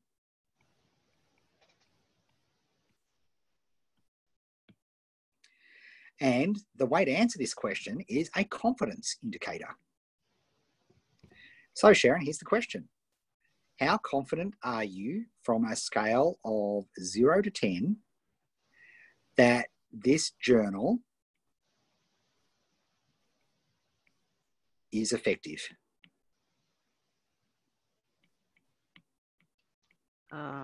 8. 8.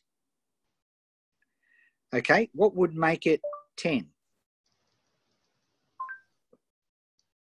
Having some people who are willing to give me testimonials to say that they used it and it worked for them. Cool. Okay. So testimonials would increase it to a 10. Cool. Why 8's very confident? Why are you so confident that it works? Because it's based on techniques that have been used for 500 years. And it's actually a simplification of that technique. Okay. Have you seen it work with anybody? I've, just me. So the answer is no. No. Right? So you don't know that it will work. You're confident, but you don't know. Right. Like, here's the thing: right. if I'm Joe Blogs from the street, and I've got dozens of journals that I could use, and I'm trying to evaluate why I should use your journal amongst the dozens of others. What is that? Why? Because it's based on a technique that people have been using for a long, long time. So are all the others. And I've heard other people talk about it. I don't know if you looked at the backstory I posted on Slack. Mm-hmm. So, for example, I don't get I'm a punter. Like I've got to choose between where are you going to sell your journal? Amazon. Right. So I've got Brendan Burchard's journal and Michael Hyatt's journal and John Lee Dumas's journal. I literally have all these journals because I buy all journals. Never use them, but I do love them. I've got bullet journals, right? Mm-hmm. Why would I choose your journal as a punter, as a normal person? I guess, the people who have done, not my specific journal, but who've used the same technique includes famous people like Barack Obama, and well, the Boy Scouts aren't famous people, but the Boy Scouts use it. Mm-hmm. And it's based on a Christian discipline that's 500 years old and has been working for people all that time. And I can't think of the guy that was on TV. I'm drawing a blank here. But anyhow, that's all right. That's all right. That's fine. I've got it. So other people have applied parts of what's in this journal, and it's been they're very famous people. Right. Okay, cool. Good. Okay, so let's have a look at the beta path. Where would you find, who's your market for this journal? People who are interested in some form of self-growth or self-development, and it could be something physical, like finding a weight loss program that works. It could be. Okay, you've just described 7 billion people. Okay. That's not a market. What's the market? We talked about this. I thought we talked about it last year. Well, we didn't really. No, I don't think we really did. You said go publish it. Just go publish it. And so I've been working on that. No, because you, hate to quote back on you, but you were going to focus on entrepreneur. You had a way of doing a journal for for people who could never do a journal, even though they've tried many times. You had a magic way of doing that. Yeah. Okay. I hate to quote this back to you, Sharon. Right. Okay. So just in the past couple of weeks, in looking at how am I going to sell this, and showing it to some other people who were not entrepreneurs, but who were in leadership roles, and people who were kind of like in a place where they're transitioning. Like one person had retired. Yeah. Okay. Yeah. Go on. Okay. So none of them related to any of the language I was using, like sprints or. But so, let me just qualify. Kind of so for entrepreneurs, this thing that you targeted to entrepreneurs, you showed it to non-entrepreneurs, and they didn't relate to any of the terms in it. Right. That's a sign of success. So, well, I mean, ultimately, I could have multiple versions of this. So I can start. What did earlier on? What phrase did I use? The hippie phrase that I used. Hippie phrase. I don't remember. Chat, I want to see who's been paying attention.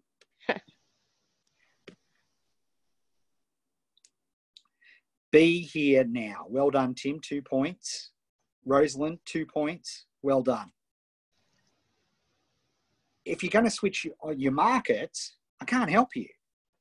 Okay. Because if you want to market to leadership people, they are a completely different animal to an entrepreneur. Well, okay. So in my introduction, I actually listed multiple people like entrepreneurs and leaders and growth seekers, and you're saying pick one of those. Pick one. I don't care. You didn't test it. You've got to do the beta test. right? And see who responds among this. Maybe I should get different people. I mean, Here's the different thing. niches. You had a really fantastic USP, which you seem to have thrown out the window, which I don't understand why you did. Okay. Right? You told me, because I was very excited about it. That's why I remember it so much. You had a way of journaling for people who have tried journals many times that they would actually stick with. Yes or no? Yes. Yes. I'm excited by that. That is a unique selling proposition. I told you that was a unique selling proposition. But Right? I don't actually have anybody that I can say these people did that except me. Gee, I wonder where you could run a beta test for people doing this over a week. Where would you, oh God, where would you find entrepreneurs who don't love the idea of journaling? But I just don't know. I'm at a complete loss. Yeah, me too. I have no concept of far out.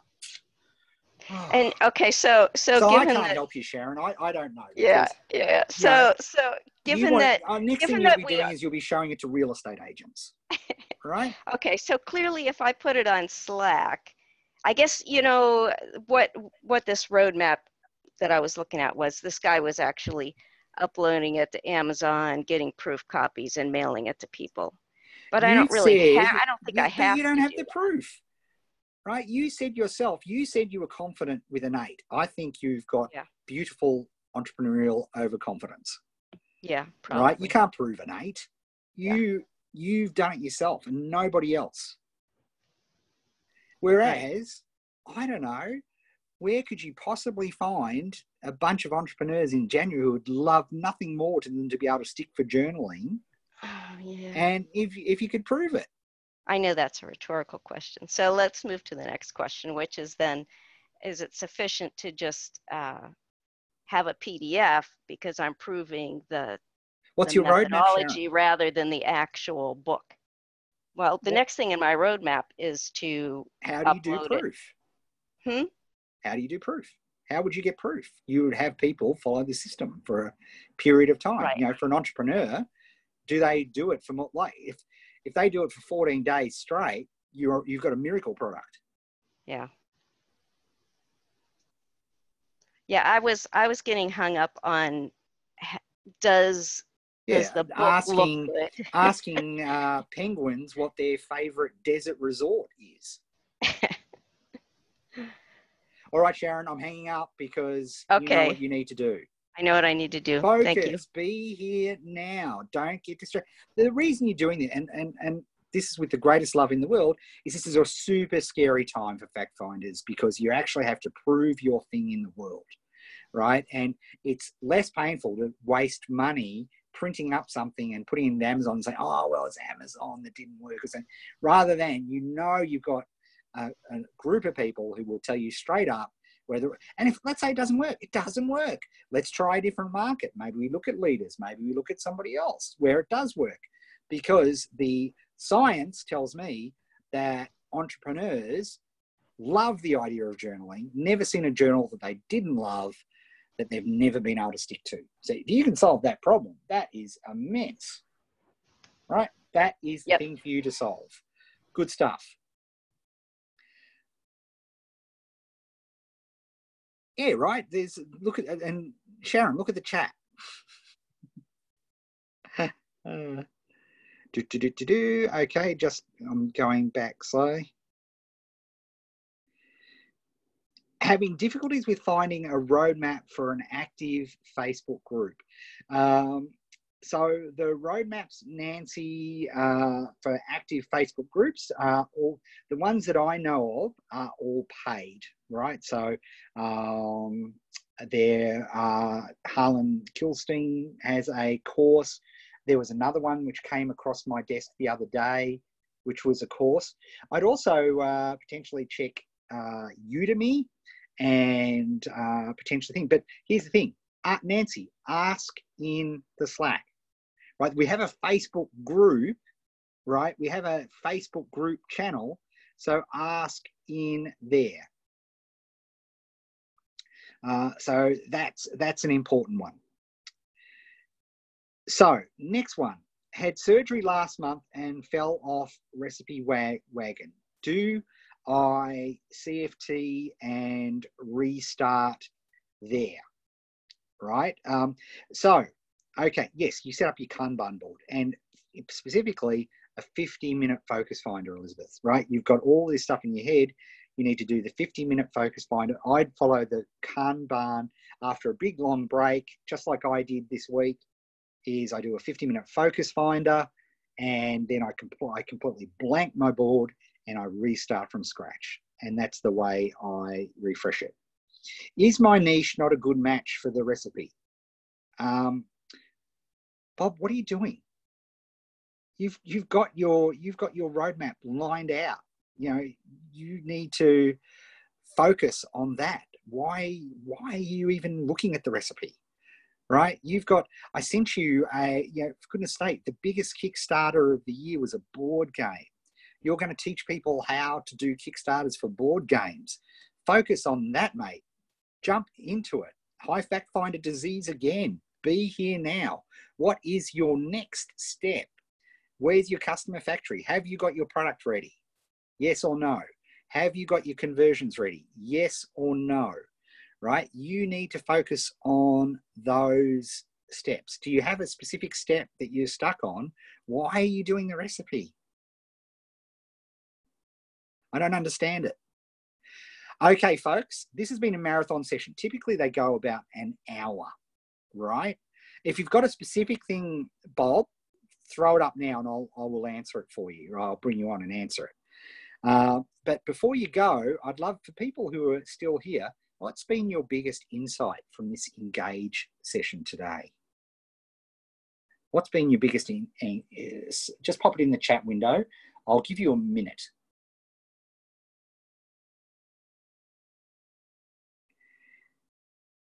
This has been immensely valuable. Simplicity.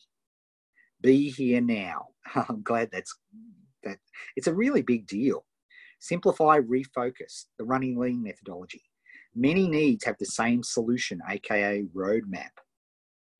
Get back to CFTs and Kanban and stick to it.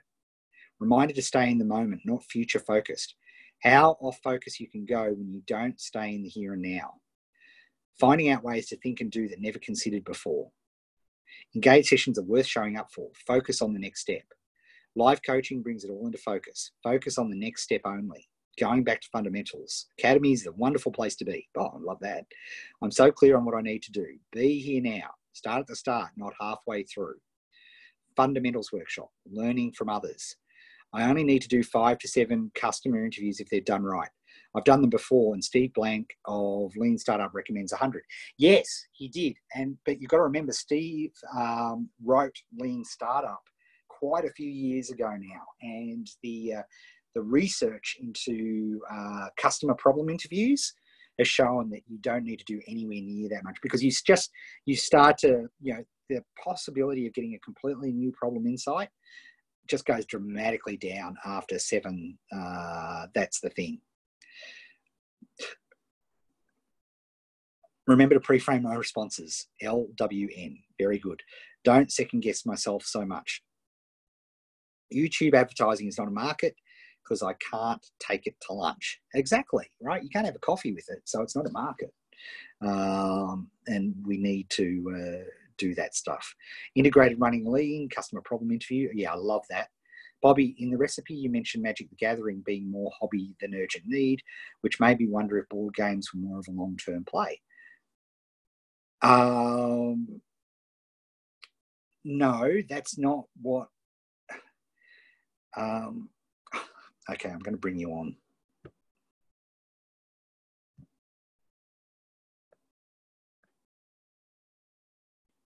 Oh, hang on, has he dropped off?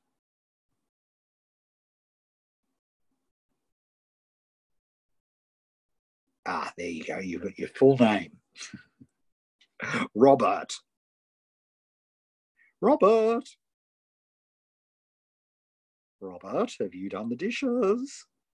It's like when my mum calls me Edward. Edward. Can you hear me?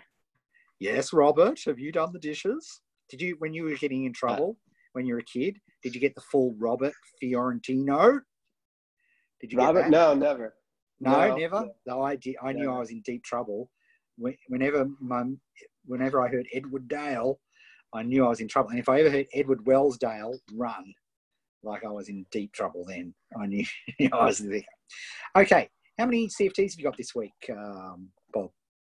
6. 6. Great. And where are you in your project?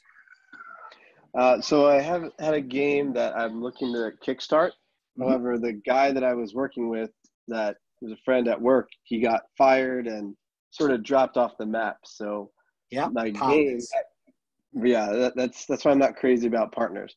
So he's still, kind of around, but it's just not really moving like it was. And it just got me wondering if I even need to actually put a game on Kickstarter, or if I could just maybe focus on something else like group building or tribe building for board game people, like, reviewers, people at Kickstarter, that sort of thing. Because I already have a product there. I have the group that's, I can prove like, look, I made this 5,000 member group. Mm-hmm. Let me help you do something similar. So I'm wondering if it might be a good time to shift, or if I should go through the Kickstarter thing, knowing that that's a pretty big commitment in terms of manufacturing and everything. Yeah. So you can do both, but one is an expert business and one is a journey business. Right. So the Kickstarter would be the journey business because I haven't done it yet. Yeah. While the tribe building would be expert business. But you still, like, if we look at here's your thing. What's your product? What's your product or service that you're selling? I would probably look to do some combination of courses and coaching. Maybe start with product and then parlay that into something more like a continuity program. Have you done using the specific, I have to be very specific with you. Have you done the running lean process, the specific running lean process? I got to the part, or I've created a lean canvas. I haven't done the customer interviews yet. Right. I did. Great. I did talk to a few people and showed them the canvas. No. Yeah, no. The actual page 87. That's your next CFTs. Right. I haven't done the customer interviews yet because there was a little confusion on sort of if I were to do the expert side of this, I'd be talking to different people than the journey side. There's no confusion about this. We're not talking about solutions at all. It's a problem interview. Mm-hmm. So the courses and coaching that you propose to do, what are you proposing to do? What's the goal of those courses? So if somebody takes the course, what do they get at the end of the course or the coaching? They would have the tools, or they would have a tribe built. For what purpose? To market their board game, either their board game to, or if I were to market this to, let's say, board game reviewers, to market their reviews to, videos, blog, whatever the case may be. This is just sort of a recent thought I've had, that just to kind of like increase the market size a little, but still keep it in the niche. Yeah, well, the number of board game bloggers, what's the total market size worldwide of board game bloggers? Or influencers? In terms of reviewers, I think I don't know the number. I'm not even sure how to find that out. But is it 100, 1,000, or 10,000? More like 100, 1,000, or 10,000? I would say it's probably more like 1,000 to 5,000, somewhere in there. So not that big a market. Right. Right. Again, this is a bit like, you had this amazing idea and you've just gone off the rails, right? The biggest Kickstarter on the planet was a board game. People are going to be so excited to design their own board games and get it going on Kickstarter. And they're going to look for guides and coaching and help. and people are going to do that. Right. And I don't know why you've gone off that path. Why? Well, I'll tell you why. Because I haven't. The idea was I was going to do a Kickstarter, and then I'd have sort of the credibility and sort of things to show. Yeah. And because I didn't have that knowledge. So what was the partner bringing to the table? Well, he had the game itself. He had an already made and play tested game. It just needed some theming and finishing touches and that sort of thing. So, I mean, I could still go this route, but I guess this is the sort of discussion I've had in my head, where I think a big part of what people are going to want with Kickstarter, or, for marketing a board game in general, is to have their pre-existing tribe, which I already have. So that's why I've sort of been thinking of going that direction. Gee, I wonder if there's somebody in that tribe somewhere who has a play-tested game that they'd like to partner with somebody to do a Kickstarter on. Okay, so you think that whether it's my current partner or someone else... You've got to ditch your current partner. That's gone, right? Because you need somebody now. This is your business. This is your life. Yeah. You've been working on this for 12 months. Here's the thing, mate. Somebody's going to do this. Somebody's going to make a poultice of money. I don't know if you heard what I said. The biggest Kickstarter on the planet for 2018 was a board game. Yep, I read the article. It's a board game renaissance. This is your time, right? Yep. Somebody's going to make money here. If it's not you, I'll be angry because you saw it.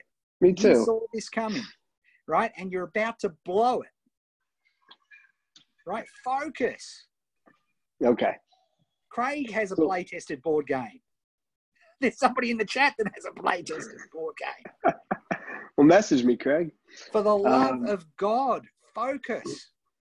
Okay, so one way or another, get a game out and get this product as soon as possible after. Yes. Would you say that's the next steps? Yes. Okay. And don't blame yourself, right? This happened. I was speaking to somebody. There was another Academy member who had to cut ties with they thought they had partners suck. Partners suck dog's balls, right? Talent sucks as a general rule, right?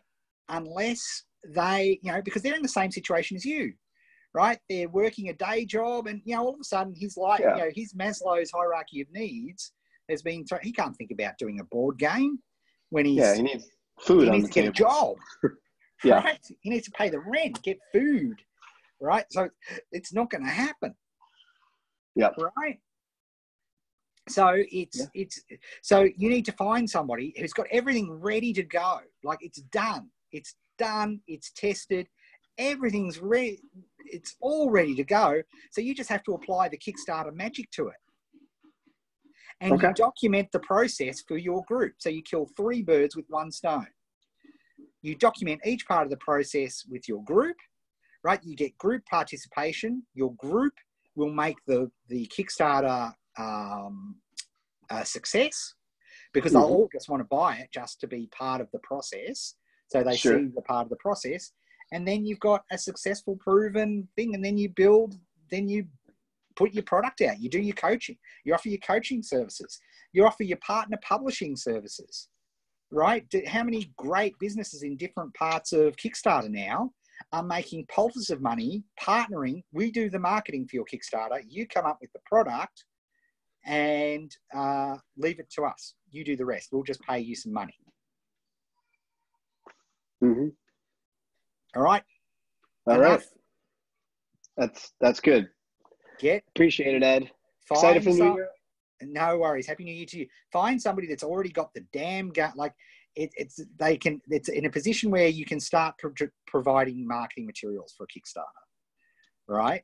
And get your tribe, get your group excited about it, right? Hey gang, we're doing a live Twitch stream. We're going to do an online test of this thing. We're going to get people involved. What do you think of the mechanics? Can you try this out? Right? Get people involved. Wow, we're looking for some designers to really make it look smick. Does anybody know some really good designers? Right? You've got all the elements there. You just need to execute. Yeah. Okay. I was too married to the old partner, old idea. And that, mate, trust me, I've been there, done that, and got too many T-shirts. That's why I'm ruthless now. Yeah. Only through cruel world. Okay. All right. See you, Bobby. Okay. Can't wait for Book of the Year stuff. It's already been out. What are you talking about? Oh, no, yes. no, your you session. Your yes. sessions. Yes, so much to talk about. I think we'll be doing a special session next week because I can't wait. It's very exciting. All right. Good stuff, mate. Speak soon. All right. Thank you, everybody. That is it for today. Mega session. Like I say, they're never this long normally, but we were doing a lot of education. There will be a replay of this up in a little while in the Slack group. Have a great weekend. Look forward to the email from the Academy group, which is always on Friday USA time, for your sign-up sessions for next week. Thanks, everybody. Good session. That was a good session. I really enjoyed that. I hope you enjoyed it as much as I did. All right, here we go. How are we going to do this? Where's that? I just want to make sure I get this. There we are. End recording.